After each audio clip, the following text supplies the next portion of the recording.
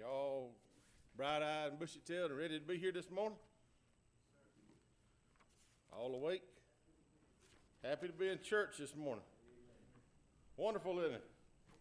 Well, I'm getting all my stuff out and getting prepared and all this kind of good stuff. Let's keep Brother Tony in our prayers. He's preaching homecoming this morning, but Tuesday he will be going in for knee replacement surgery, and will be out of capacity of teaching for a few weeks and while he's recovering. So let's be much in prayer for Brother Tony this morning.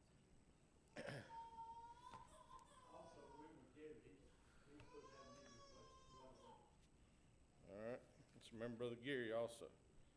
All right, this morning we're going to talk about a guy by the name of Abraham. Anybody ever heard of Abraham? Father Abraham. We think of Abraham as the father of God's seed, and he is the father of God's seed. But Abraham was just like us. He had struggles. He had times when things wasn't going right. He couldn't just turn loose and trust God. You ever been there? We all have. And so this morning, Brother Mark preached to us a few weeks ago. I don't remember how many Sundays ago it was, about neglect. But Mark, I started the church this morning and realized exactly what neglect does. My little fan in my truck on the AC has been acting up every once in a while. You hit a bump, it'd come on. You hit another bump, it'd go off. And I researched and found out what it needed, just didn't buy it. This morning I started the church, and it didn't run at all, Brother Dimble. So neglect. You finally wind up without it. So that's what happens in our Christian life. When God starts giving you signs of things you need to do different, and you don't do it, for long you'll be without. Genesis chapter 22 and verse 1. And I know in here it's only just a few verses. I'm going to read all the way down through verse 19 this morning. So if you have your Bibles or your phone or whatever you want to follow along, you're more than welcome. And it came to pass after these things that God did tempt Abraham and said unto him, Abraham, and he said, Behold, here am I. And he said, Take now thy son, thy only son, Isaac, whom thou lovest, and get thee into the land of Moriah, and offer him there for a burnt offering upon one of the mountains, which I will tell thee of. And Abraham arose up early in the morning and saddled his ass, and took 2 of his young men with him, and Isaac his son, and clave the wood for the burnt offerings, and rose up, and went unto the place of which God had told him. Then on the 3rd day Abraham lifted up his eyes, and saw the place afar off. And Abraham said unto his young men, Abide ye here with the ass, that I and the lad will go yonder and worship, and come again to you. And Abraham took the wood of the burnt offering, and laid it upon Isaac his son, and he took the fire in his hand, and a knife, and they went both of them together. And Isaac spake unto Abraham his father, and said, My father? And he said, Here am I, my son. And he said, Behold the fire and the wood, but where is the lamb for the burnt offering? And verse 7 right there is 6 and 7 is there's a lot in those verses. We kind of skip over them and go on, but there's a lot of meaning in there. Verse 8, and said, Abraham said, My son, God will provide himself a lamb for a burnt offering. So they went both of them together. And they came to the place which God had told him of, and Abraham built an altar there, and laid the wood in order, and bound Isaac his son, and laid him on the altar upon the wood. And Abraham stretched forth his hand, and took the knife to slay his son. And the angel of the Lord called unto him out of heaven, and said, Abraham, Abraham. And he said, Here am I. And he said, Lay not thine hand upon thy lad, neither do thou anything unto him, for now I know that thou fearest God, seeing thou hast not withheld thy son, thy only son, from me. And Abraham lifted up his eyes and looked, and behold, behind him a ram caught in the thicket by his horns. And Abraham went and took the ram, and offered him up for a burnt offering in the stead of his son. And Abraham called the name of the place Jehovah Jireh, as it is said to this day, In the mount of the Lord it shall be seen. And the angel of the Lord called upon Abraham out of the heaven the second time and said, By myself have I sworn, saith the Lord, for because thou hast done this thing, and hast not withheld thy son, thine only son, that in blessings I will bless thee, and in multiplying I will multiply thy seed as the stars of the heaven, and as the sand which is upon the seashore. And thy seed shall possess the gate and thy seed shall possess the gate of his enemies. And in thy seed shall all the nations of the earth be blessed, because thou hast obeyed my voice. So Abraham returned to his young men, and they rose up and went together to Beersheba, and Abraham dwelt in Beersheba. Now, we've heard this story several times, and we think about it as a true test of faith, as our lesson says this morning, when faith is tested.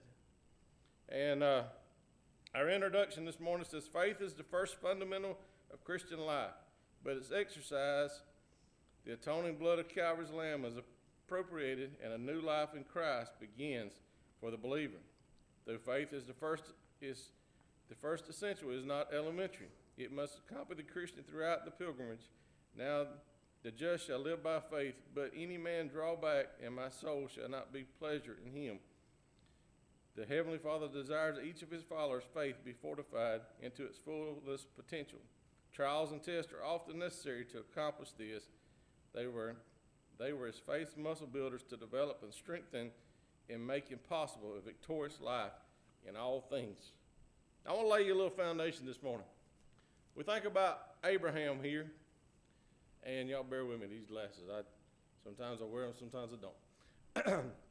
But Abraham here was, God came to him and said, lead my children out.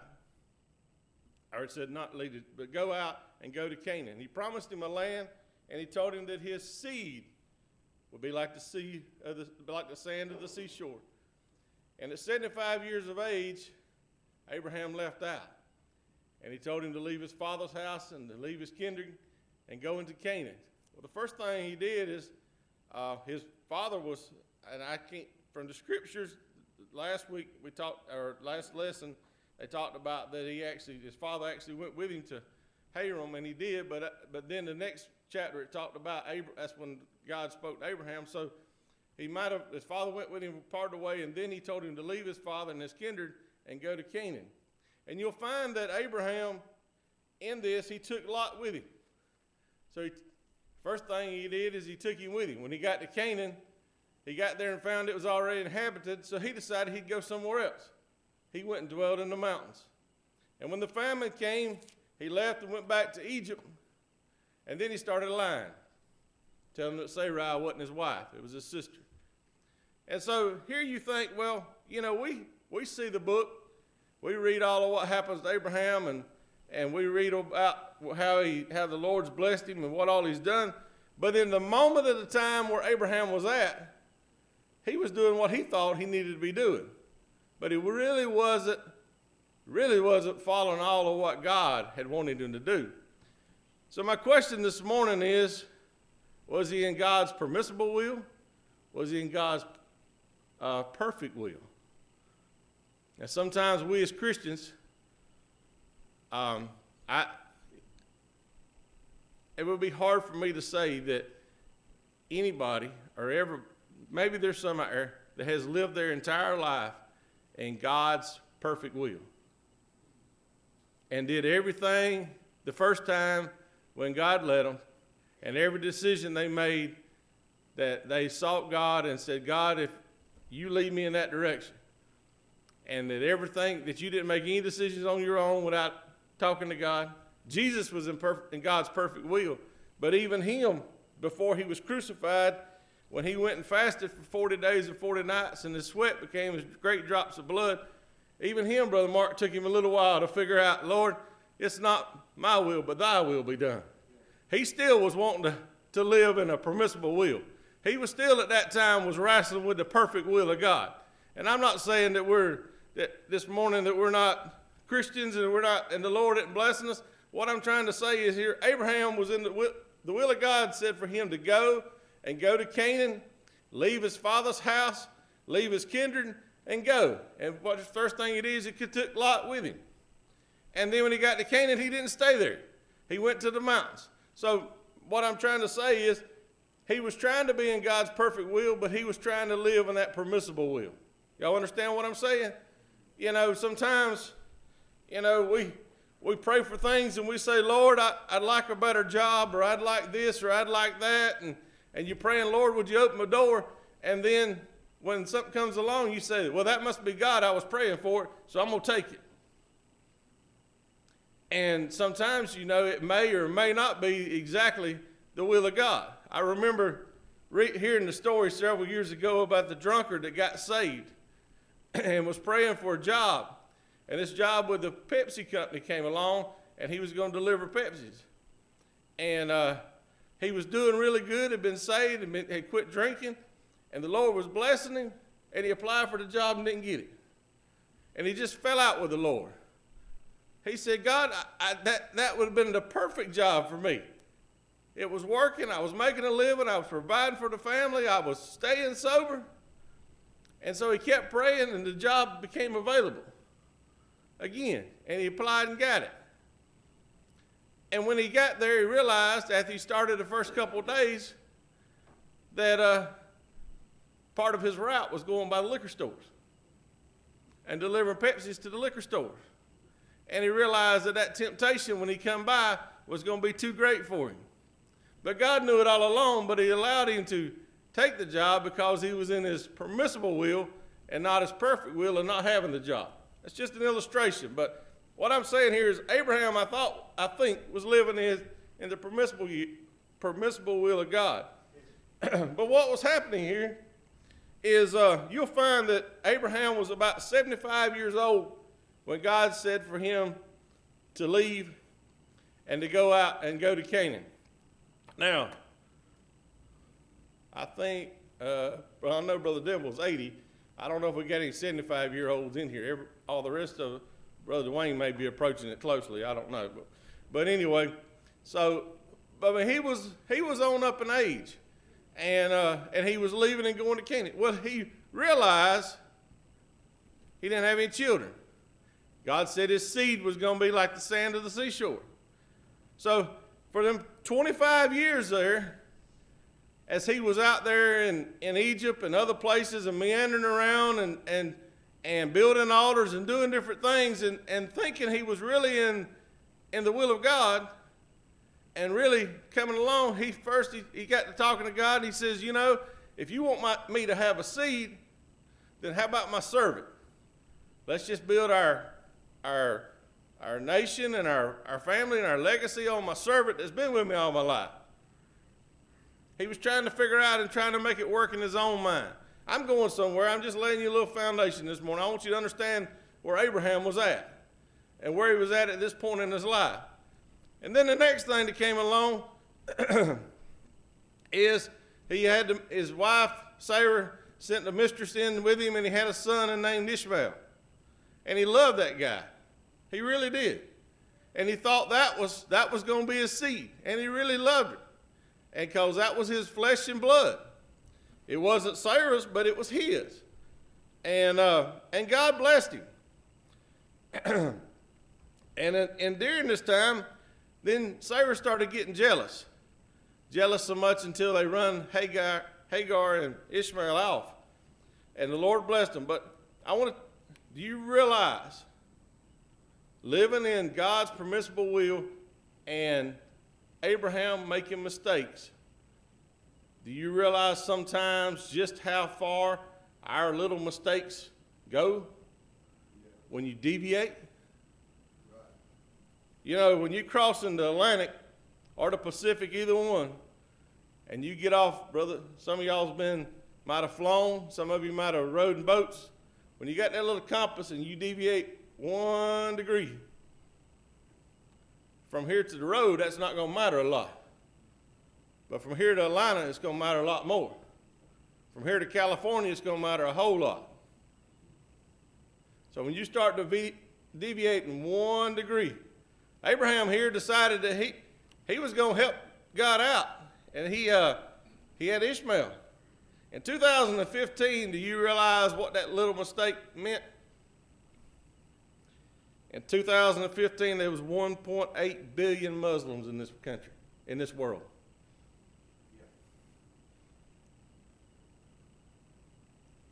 Not listening to God, not believing on God, and not staying in his will. Abraham created a seed that in 2015 had 1.8 billion Muslims in this country. In the world, not in the United States, but in the world, compared to 20 million Jews and 2.4 billion Christians. Yeah, he blessed the seed, but we got that whole other line that people has to deal with. God has to deal with. He blessed him because he promised him he'd bless him. But here Abraham took him 25 years out there before he finally listened to God. And it was at that time when the two men came to his house to tell him about Lot. After he done went down and got Lot, and after he'd been taken and captive, and he brought him back, and he went right back to Sodom and Gomorrah where he was at. And then the two men came to him to tell him about Sarah and said she's going to conceive a child. She was 99 years old, and she did like some of us do sometimes. She laughed. You know, sometimes we may not enter out loud and voice your opinion, but sometimes when people say, well, God's going to do so-and-so, or I believe God's going to do this, or this or that, the other, you know, you kind of, in your own mind, snicker a little bit, Bill Mark.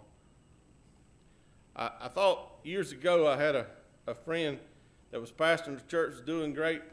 His family was in church with him, and I thought they were in God's will. And most everybody else would think that, and they probably was. And God came along, and they went on a mission trip, come back, and God said, let's go to the mission field.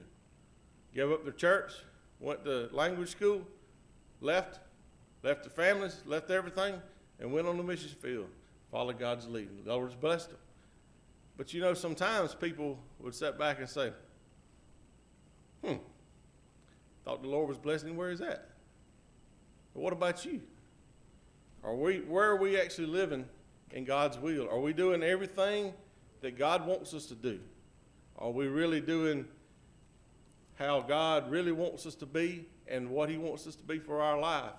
Or are we just saying, well, Lord, I'm here and you're blessing me, and I'm living right, I'm serving you, I'm praying, I'm seeking your face, I'm doing what you said do, but are you really, really going and being in the perfect will of God? Then we get down and we know the story, and when the two guys came and told Sarah, and she laughed, and then she conceived and bore a son.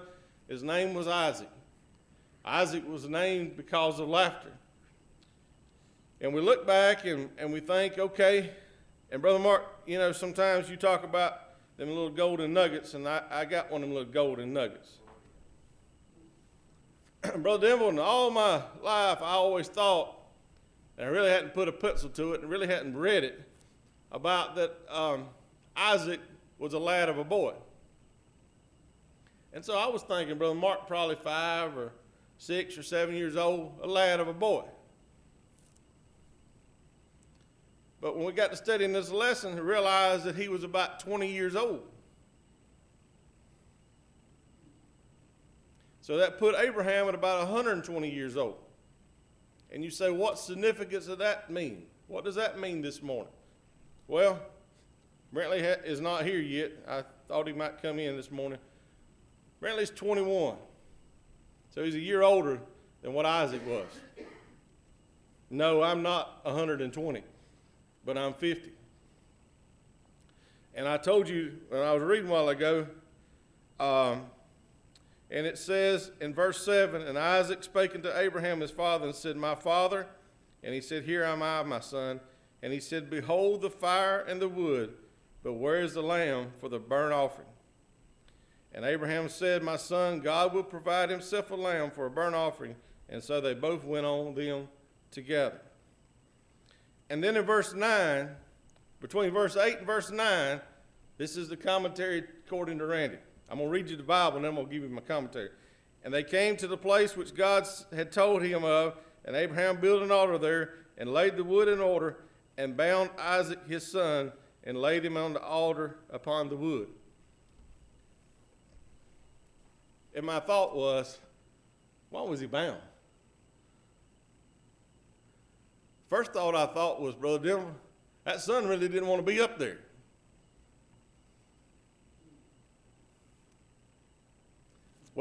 Oftentimes I've read it and I've heard it and I thought, well, you know, Abraham just put him up there and was going to sacrifice him and everything was hunky-dory. What went on in the mind between them two men from the time they started up that mountain till he got on that altar? Could you imagine? Could you imagine? Matt over here is probably what, 23, 21, 23 years old, 3 years older than that. Could you imagine me going and taking Matt and putting him on the altar this morning and getting ready to stab him?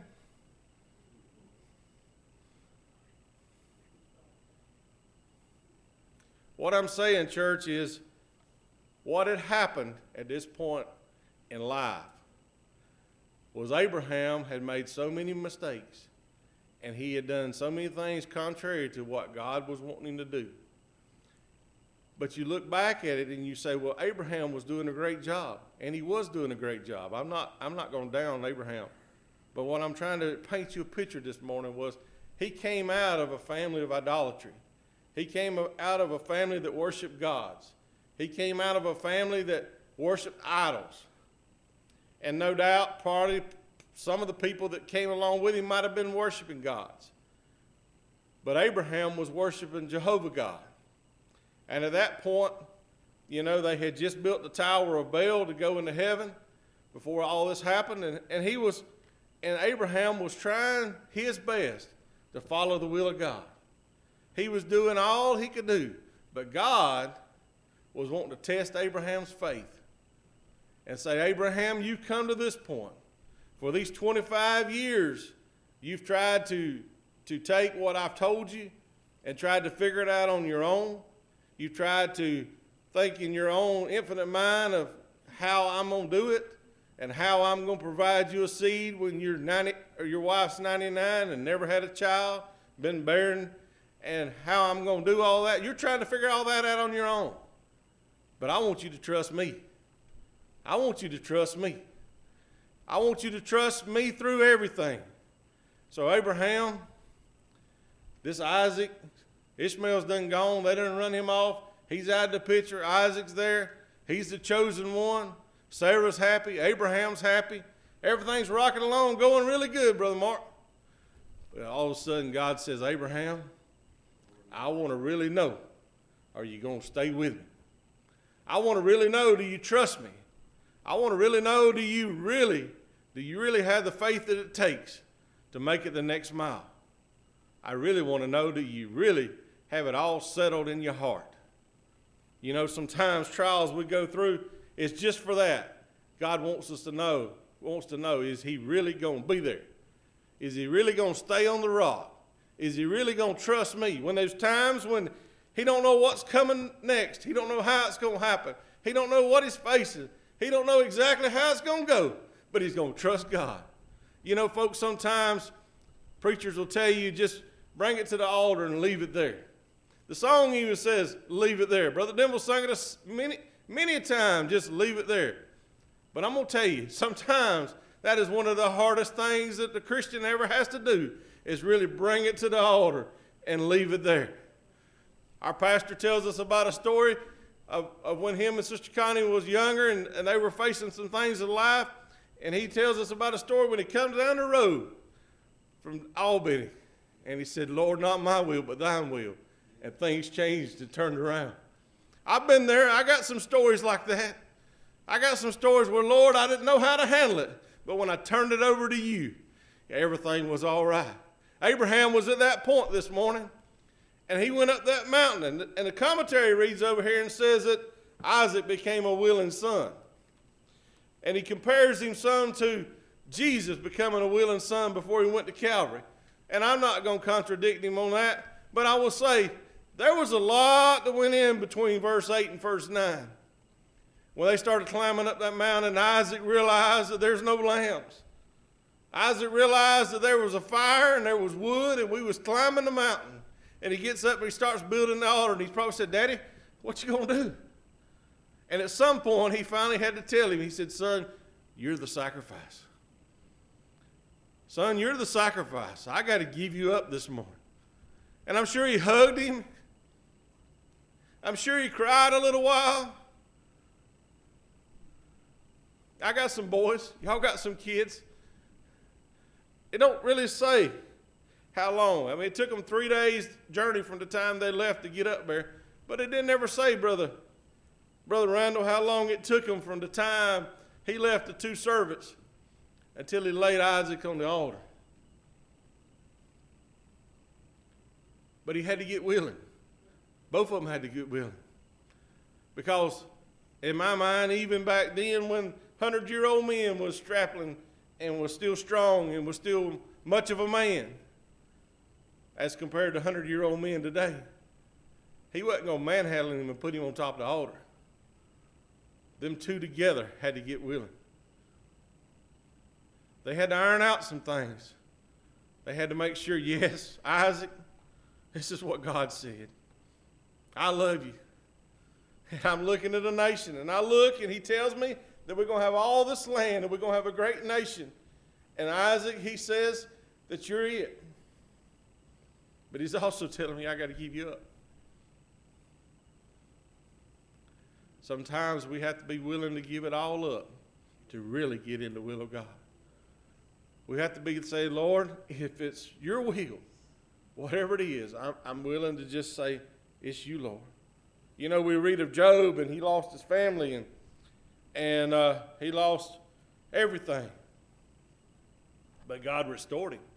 We read these books, and we see the next verse, and we see the next chapter, and we see all of this, and we say, well, why couldn't you have faith?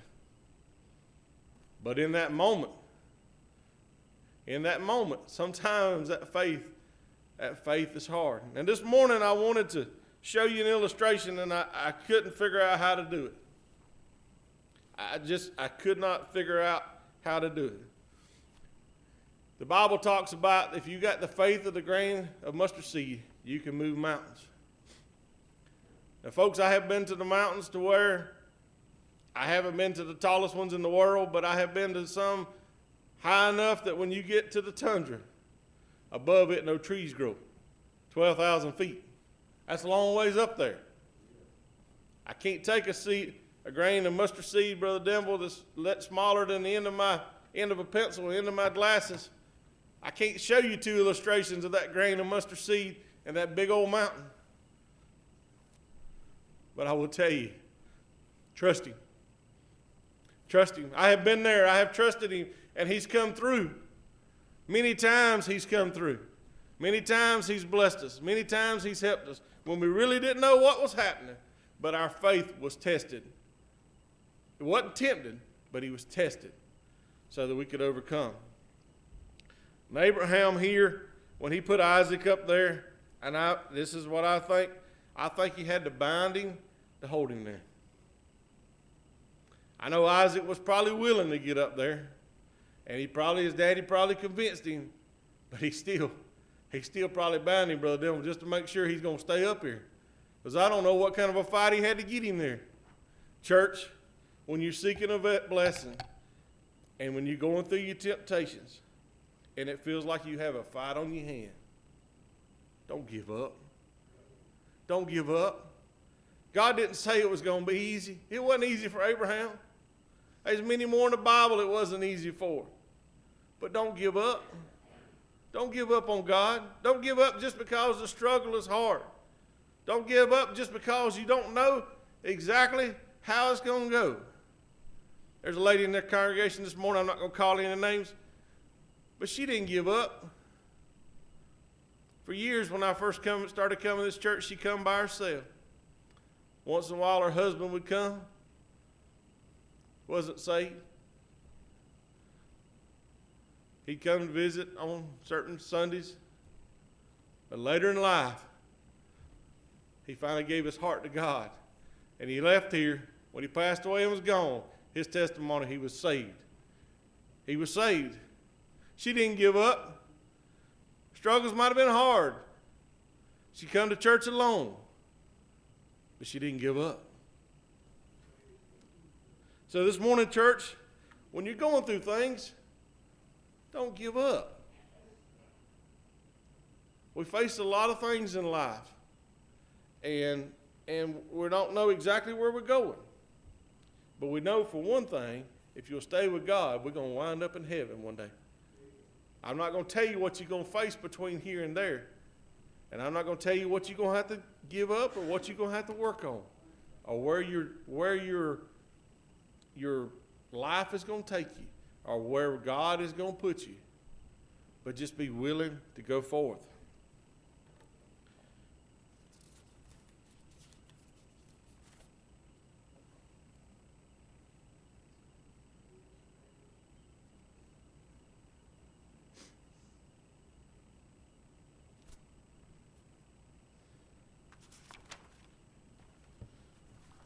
And I think about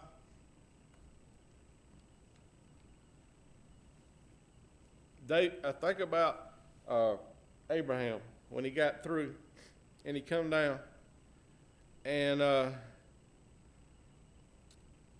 he come back, and the voice of told Abraham, he said, "Do him no harm, lad."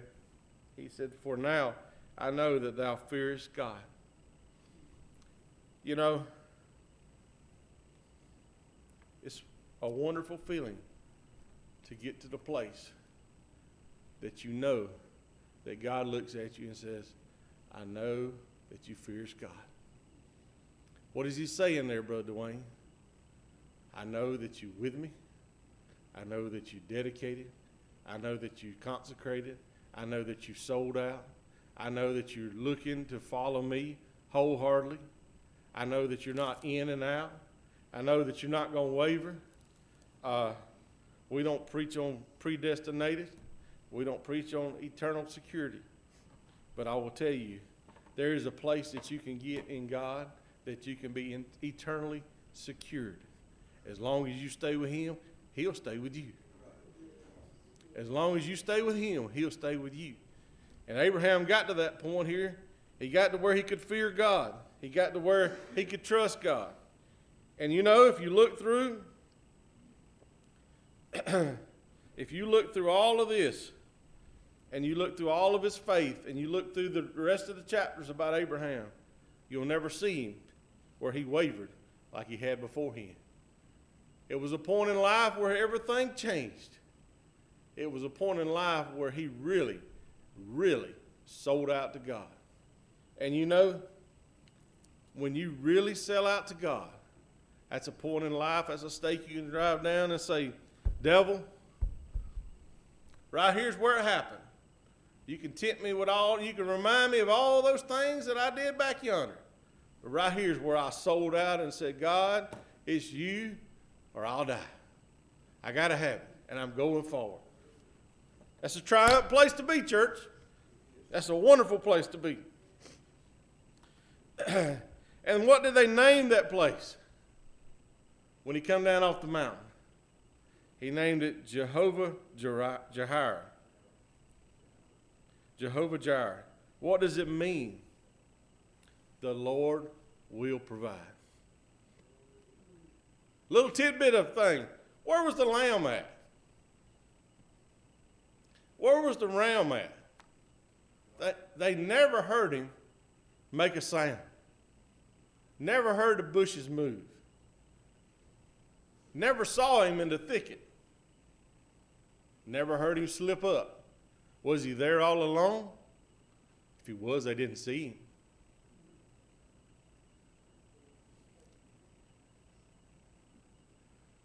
So when you're looking at things and you're saying, "Lord," and you're telling that son, God will provide a burnt offering. He'll provide a lamb. And you're walking up that mountain, and you're putting him on the altar, and you knowing what he's saying, and you're believing in the back of your mind, you're saying, "Lord, You're going to provide. I know you are. I just don't see it, but I know you are. And about that time when you're willing to do it all, and then all of a sudden he said, hold a knife. And then at that time, you see the lamb. You know, it's it's easy to go down there and buy, well, I would say go down there and buy you a Cadillac, but I'm going to tell you, I ain't pricing no Cadillacs, but I priced some trucks here lately, and when you roll down and they $75, $80, and $100,000, it's hard. You know, it's easy to go there and buy a truck when you got $250,000 in the bank. It's hard to go there and buy one when you got $1,000 in the bank. It's easy to trust God when you, brother, and he says, go out yonder and you got all this over here and you got means and you got ways and you got all this stuff and say, I can just, you know, I'll just hand the cash and go on. There's another thing when he says, steps out on faith and says, you go yonder and you ain't got a dime in your pocket. But when he starts providing. Oh, I'm rambling this morning. One other statement in here I want to share with you. And it says, though all serve the same God, yet all were not assigned the same task. What it means is that all of us may serve God, and we all serving the same God, and we're all going to the same heaven. But my trials and my task and what builds my faith may not be the same thing God uses on you. The trials and the temptations and what you face and the struggles in life that you have to deal with may be a totally different thing than what I have to deal with. But he's all accomplishing the same message. He's all wanting us to build our faith and depend on him. There's an illustration I want to read you this morning. It said, a little child was watching his daddy take a nice piece of wood and start cutting it. And it said, don't do that, Daddy. You're ruining it. Just watch, said the father, as he continued his work. He cut and he drilled and he whittled on the piece of ebony until he had made a flute. The sweet melodies that had flowed from the piece of ebony could never have been without the knife and file being applied. See, Daddy said, I didn't hurt the wood. It looked to you like I was destroying and ruining it, but I knew what I was doing and made it into something beautiful. As God sends happenings into our lives, we don't understand. We may say, please, God, don't let this happen. It will ruin my life. But God says to us, just watch. He does the whittling and the trimming in our lives, and he makes something beautiful. If he hadn't have done this, he would have always been just another ordinary nobody. But when he finishes with us, we're somebody special. No longer are we useless as a piece of wood, but now we can give a sweet testimony for all around to hear of his love and concern for us. So when he pulls out the knife and he starts whittling on you, just let him keep working. Just let him keep you on that potter's wheel, because as long as he's working on you, you know you're in his hands. You know he's trying to mold you to something better and to something that he can use and better his kingdom. Thank you this morning. Thank you for your attention. Thank you for being with us this morning.